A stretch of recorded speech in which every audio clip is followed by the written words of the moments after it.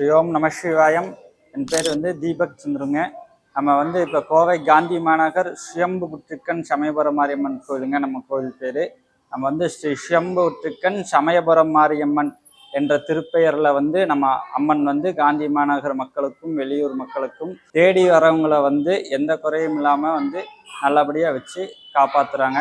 நம்ம இப்போ ஆடி வெள்ளி சிறப்பாக போயிட்டு இருக்குது. ஆடி வெள்ளி மட்டும் இல்லாமல் வெள்ளிக்கிழமை அப்படின்னாலே நம்ம கோயிலில் ராகு கால பூஜை, அபிஷேக பூஜை, அதை தொடர்ந்து உச்சிகாலம் 1 மணிக்கு ராகு கால பூஜை 11 மணிக்கு நடக்குங்க. அதை தொடர்ந்து உச்சிகால பூஜை வெகு விமர்சையாக நடக்கும். சாயந்தர சிறப்பு அலங்காரத்தோட அம்மன் வெள்ளிக்கிழமை காட்சி கொடுப்பாங்க. வெள்ளிக்கிழமை ஃபுல் டே பூராமே திருவிழா மாதிரியே தான் இருக்குங்க. ஆடி வெள்ளி வரனால அது இன்னும் பிரம்மாண்டமாக நம்ம கோயிலில் நடத்திட்டு இருக்கிறோங்க. ஆடி சாயந்தரம் ஊஞ்சல் உற்சவம் இருக்குது. அது இல்லாமல் செவ்வாய், வெள்ளி, அமாவாசை, பௌர்ணமி எல்லாத்துலேயுமே சிறப்பு பூஜை இருக்குங்க. அமாவாசைக்கு மதியம் அபிஷேகம், பௌர்ணமிக்கு சாயந்தரம் அபிஷேகங்க. காலையில் ஒரு 7 மணிக்கு கோயில் ஓப்பன் பண்ணுவாங்க. 7 to காலையில் 10. ஈவினிங் சாயரட்ச பூஜை 6 மணிலேருந்து 8 மணி வரைக்கும் ஓப்பன் பண்ணுங்க. அப்புறம் ஞாயிற்றுக்கிழமை, வெள்ளிக்கிழமை, செவ்வாய்க்கிழமை அம்மனுக்கு அர்த்தஜாம பூஜை நைட்டு 11 மணிக்கு நடக்குங்க. அர்த்தஜாமத்தில் பக்தர்களுக்கு அனுமதி இல்லை. உள்ள அர்ச்சகர் மட்டும் பூஜை பண்ணிட்டு போயிடுவாங்க. மற்ற நாள் டே ஃபுல்லாமே கோயில் திறந்து தான் இருக்குங்க. நம்ம கோயில் பார்த்தீங்கன்னா இப்போ காந்தி மாநகரில் ஒரு 10 வருஷமாக ஒரு புத்தோட வடிவத்தில் அம்மா காட்சி அளிச்சுட்டு இருந்தாங்க. அதுக்கப்புறம் ஊர் மக்கள் எல்லாம் சேர்ந்து கோயில் ஒரு அளவுக்கு கட்டி இப்போ ஒரு 2 கும்பாபிஷேகம் கிட்டத்தட்ட ஒரு 25 வருஷமாச்சு கோயில் கட்டி. ஒரு 2 கும்பாபிஷேகம் பார்த்துருக்குறோம். அப்புறம் நம்ம திருவிழா பங்குனி மாதம் வளர்பிறையில் வருங்க. பங்குனி மாதம் அமாவாசை பூஜை முடிச்சுட்டு உத்தரவு கேட்டுட்டு அம்மாவோட ஆணைப்படி அதுக்கப்புறம் திருவிழா டேட் ஃபிக்ஸ் பண்ணி கம்பம் நம்ம கோயிலில் போடுறோங்க. 8 நாள் கம்பம். அப்புறம் திருவிழா திருக்கல்யாணம் மதியம் நடக்குங்க. அதுக்கப்புறம் பால் குடம், பூவோடு நிறைய காந்தி மாநகர் மக்களும் இல்லாமல் வெளியூர்லேருந்து நல்லா கேட்டவருக்கு கேட்ட வண்ணம் அப்படியே கொடுக்குற கலியுகத்தில் பேசக்கூடிய தெய்வமாக நம்ம சமயபுரம் மாரியம்பிகை விளங்குறாங்க. எல்லாரும் நம்ம அம்பிகையை தரிசனம் பண்ணிட்டு சிறப்பாக போங்க. நம்ம கோயிலில் பரிவார தெய்வங்க விநாயகர், முருகன், சிவபெருமான். அவருக்கு காளீஸ்வர பேரில் வீற்றிருக்கிறாரு.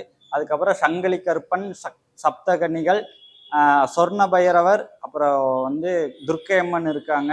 அப்புறம் கார்த்திகேயனி, சிம்மவாகனம், சக்திவேலோட நம்ம பரிவார தெய்வங்களோட அம்மா ஆட்சி பீடத்தில் உட்கார்ந்து ஆட்சி புரியுறாங்க.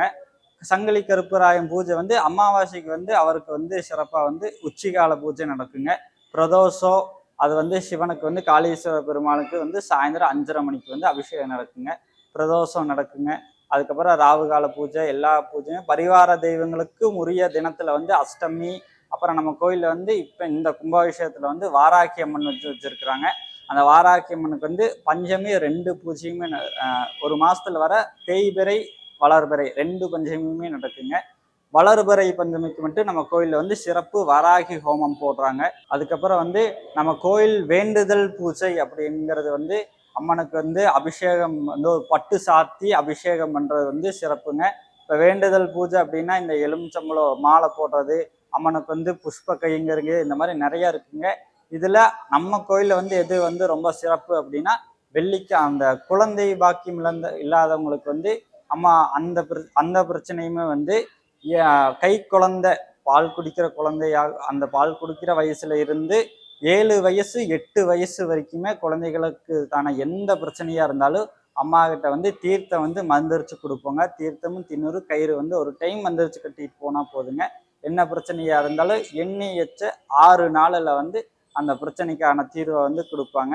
வரக்கூடிய ஜனங்கள் என்ன குறையா இருந்தாலும், அது எப்பேற்பட்ட குறையா இருந்தாலுமே சாமி பாதத்துல ஒரு 3 எலுமிச்சம்பழம் வச்சு அம்மா கிட்ட வச்சு கோயில் சுற்றி ஒரு 11 வில்லை இல்லை 21 வில்லை கற்பூரம் ஏற்றி சாமி கும்பிட்டுட்டு அம்மா முன்னாடி இருக்கிற சக்திவேலில் குத்திட்டு போனால் எண்ணி 16 நாளில் என்ன வேணுமோ என்ன வேண்டாம். இப்போ நம்ம கேட்குறது கிடைக்கல அப்படின்னாலும் அது ஏன் கிடைக்கல, அது நமக்கு வேண்டாங்கிறத அவள் புரிய வச்சிருவா.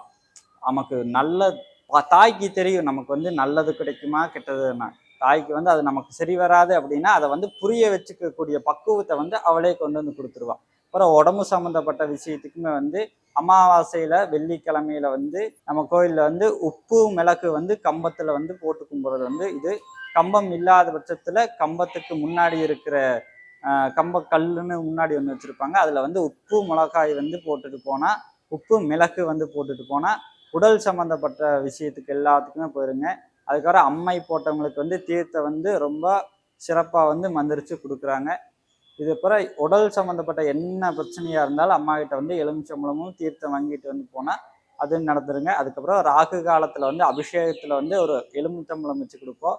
அதை மற்றவங்களுக்கெல்லாம் வந்து பாதத்தில் வச்சு கொடுத்துருவோம். ஆனால் அபிஷேகத்தில் வச்சு தரது வந்து எல்லாத்துக்குமே கொடுக்க மாட்டோம். அது ரொம்ப வந்து விசேஷங்கிறனால அம்மா உத்தரவு இருக்கிறவங்களுக்கு மட்டுமே வந்து அது கொடுப்போம்.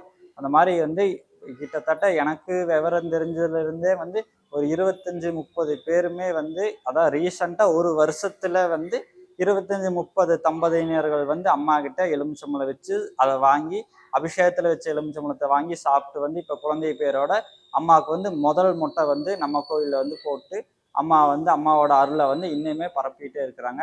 நீ யார் வந்தாலும் அம்மா கிட்ட வந்து என்ன கேட்டாலுமே வந்து கேட்டது கேட்ட வண்ணம் கிடைக்கும். நன்றி. ஓம் நம சிவாய.